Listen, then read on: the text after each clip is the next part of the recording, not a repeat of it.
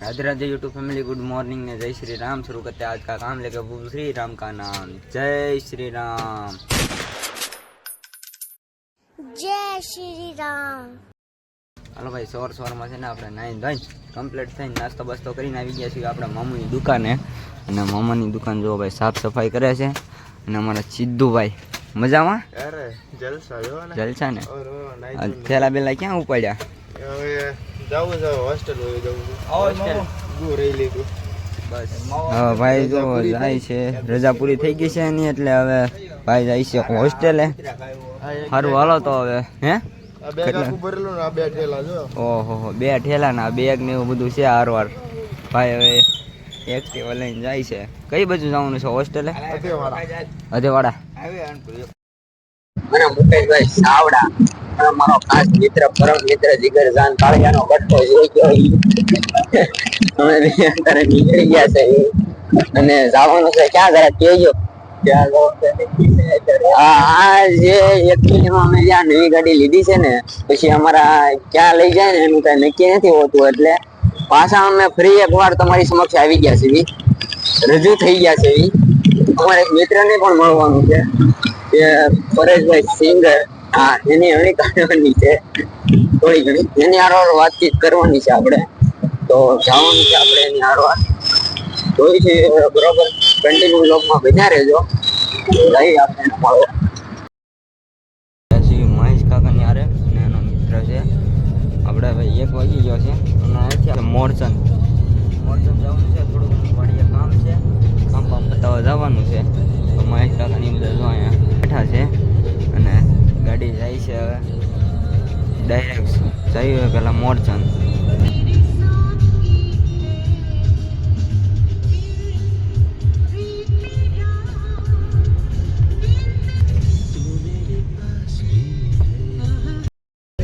તો ભાઈ અહીંયા છે ને મોરચંદની અંદર આવી ગયા છે અને હજી થોડુંક આગળ જવાનું છે આપણા ગામ બાજુ।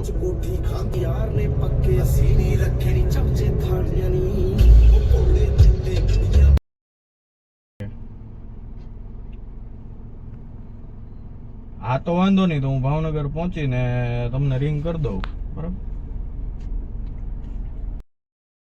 તો જો ભાઈ અત્યારે છે ને આપણે પહોંચી ગયા છીએ મહેશ કાકાની વાડીએ। અહીંયા તો એના પપ્પા મમ્મી ની બધા રહે છે અને અત્યારે ગયા છે બહાર, ને આપણે ફોરલમાંથી આવ્યા છીએ આ બાજુ વાડીએ, મોરચન આવ્યા છીએ આપણે। અને જો અહીંયા મરચી ને એવું બધું છે, જો અહીંયા ઓર્ગેનિક મરચી હો ભાઈ, ઘરની। અને આ ગણવા મળ્યું છે જો બટેટાના છોડવા છે।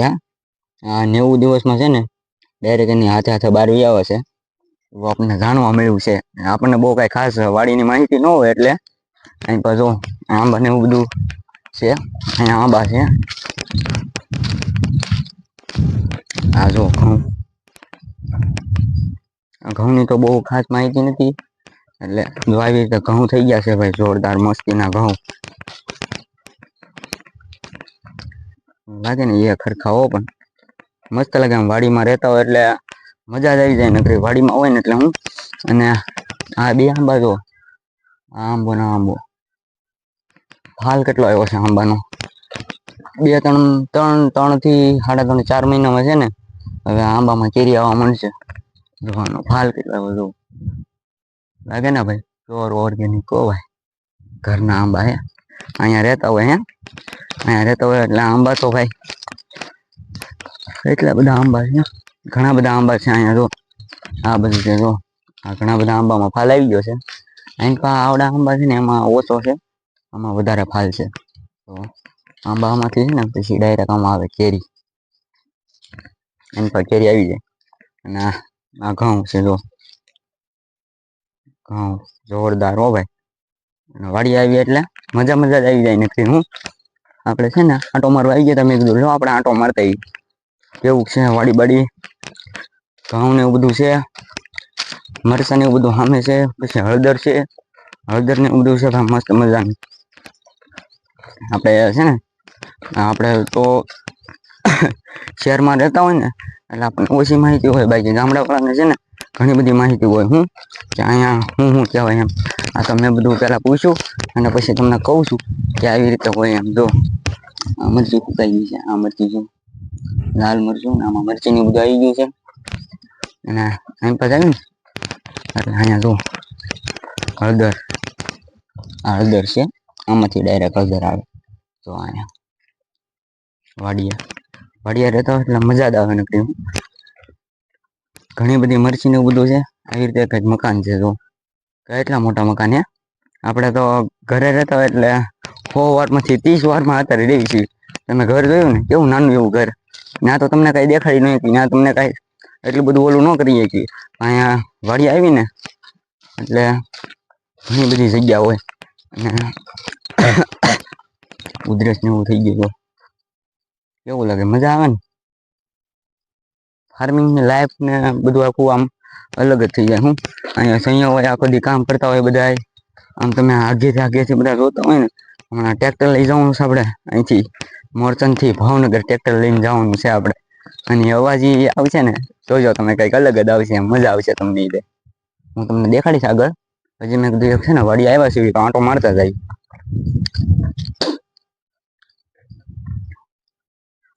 હા એ પાણી વાળતા હોય આમાં રાતે, નક્કી ન હોય આમાં પાણી ક્યારે વાળવાનું હોય. લાઈટ આવે એ ઉપર આધાર હોય. ક્યારેક સાંજે આવે, ક્યારેક સવારે આવે, બપોર આવે. જ્યારે આવે ત્યારે પાણી હોય ન હોય, કૂવા હોય તો પાણી આવે, નકર પાછું પાણી ન આવે. પાણી હોય તો સારું પડે આ બધું, નકર તો પછી ક્યારેક આમાં માથે પડી નક્કી ન કહેવાય બધું. એટલે હું તો છે ને જાવી ઓલી બાજુ મહેશ કાકાની બધા બેઠા છે.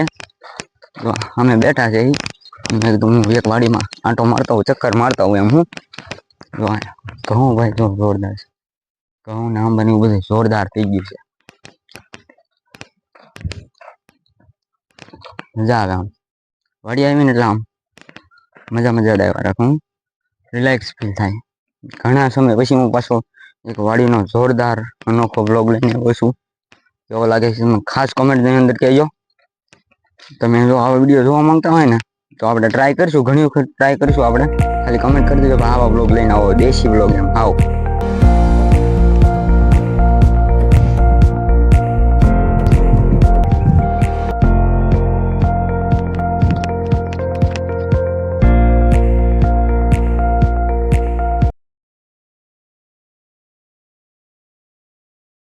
અહીંયા ખાલી ઘર જોવો તમે, કવડા મોટા ઘર છે.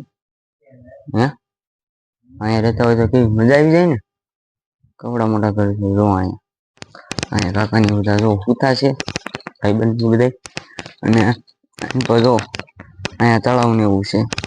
ઉપર જાય ને એટલે અહીંયા તળાવ છે, મસ્ત મજાનું તળાવ છે. અને એવી રીતે આવડા મોટા ઘર હોય, અહીંયા રહેતા હોય તો મજા જ આવે નકરી. આપણે શહેરમાં રહેતા હોય, એ બાજુ રહેતા હોય, ભાવનગર બાજુ રહેતા હોય એટલે કંઈક આપણને નવું જ લાગે આ બધું. હું આપણે ભાવનગરમાં રહેતા હોય ને અહીં રહેતા હોય એટલે લાઈફ આખી અલગ થઈ જાય. જો અહીંયા ઘણા મોટા ઘર છે. હાલો તો જઈએ પાછા આપણે ટ્રેક્ટર લઈને જવાનું છે મોરચંદથી ભાવનગર. મિત્રો હું ને મારા કાકા બે નીકળી ગયા છીએ અત્યારે મોરચંદથી ભાવનગર જવા માટે. અને એ પણ ટ્રેક્ટર લઈને જવાનું છે. એટલે હવે તમને ડાયરેક્ટ મળવાનું છે, ડાયરેક્ટ ભાવનગર જઈને. અને ત્યાંથી પછી જવાનું છે ડાયરેક્ટ આપણે ઘરે. અને ભાઈ ભાવનગરથી આપણે મોરચંદથી ભાવનગર તો 70+ કિલોમીટર થાય છે. તો અત્યારે જો ટ્રેક્ટર લઈને નીકળી ગયા છીએ. અને ખાલી ટ્રેક્ટર છે, બોગી નથી હારવાર. તો કાંઈ વાંધો નહીં, રાતે પોગી જઈએ આપણે. પછી તમને ડાયરેક્ટ મળવી. ટ્રેક્ટર આવી ગઈ છે એટલે થોડો ઘણો નાસ્તો કરવાનો છે. તો નાસ્તો કરવા માટે આપણે ઊભા રહી ગયા છીએ 4 વ્હીલમાં. અને મહેશ કાકાના શેઠ ગયા છે અને મિત્રના હોટલે. અને અહીંયા રાજાપુરા બેઠા છીએ આપણે. અને છે ને હવે 15% ચાર્જિંગ રહ્યું છે એટલે લાઇટ પણ નથી થતી, એટલે તમને ફેસમાં થોડું ઘણું ઓલું બ્લેક દેખાતું છે. કાંઈ વાંધો નહીં, હવે છે ને ઘડીક અહીંયા બેસવી અને પછી પાછા આપણે ડાયરેક્ટ ઘરે જઈને મળી ફોન ચાર્જિંગ કરીને.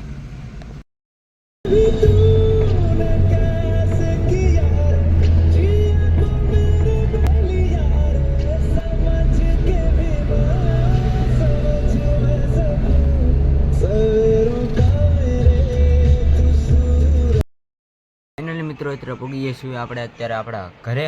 અને ભાઈ 4 વ્હીલમાંથી વિયા સુઈને છે ને ભાઈ આજનો સફર કંઈક એવો રહ્યો છે કે મોરચંદથી આપણે ભાવનગર વિયા છીએ.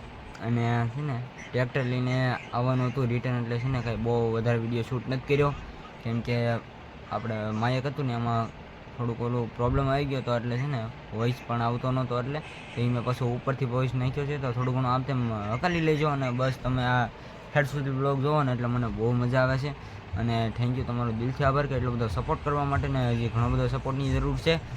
બસ તો તમારે ખાલી હવે થોડાક સમયમાં તમારો ભાઈ પાછું માર્કેટમાં આવી જાય, એટલે છે ને ફરીથી તમારે નવા જ્યારે હું સારા બ્લોગ હોય ને એવા જ હું લાવીશ અને લાવતો રહીશ. અને એક નવું લોકેશન તમારા માટે, કાંઈ ખાસ નવું લોકેશન હોય ને ભાઈ ભાવનગરમાં ક્યાંયનું, તો એ ખાસ અત્યારે મને છે ને મેસેજ કરી દેજો, આ કોમેન્ટ બોક્સ ઉપર લખી નાખજો કે આ જગ્યાએ લોકેશન આવેલું છે, અને તમારે પણ કાંઈક હેલ્પની જરૂર હોય તો મને કહી દેજો તમે તારે, બરાબર. આ તમે બધા મારી ફેમિલી જ છો એટલે. તો હાલો આજનો વ્લોગ હવે અહીંયા જ એન્ડ કરવી છે. વ્લોગ ગમે તો લાઈક અને સબસ્ક્રાઈબ કરવાનું ભૂલતા નહીં. મળીએ પછી નેક્સ્ટ વ્લોગમાં. જ્યાં સુધી બાય બાય ને જય શ્રી રામ, બાય બાય.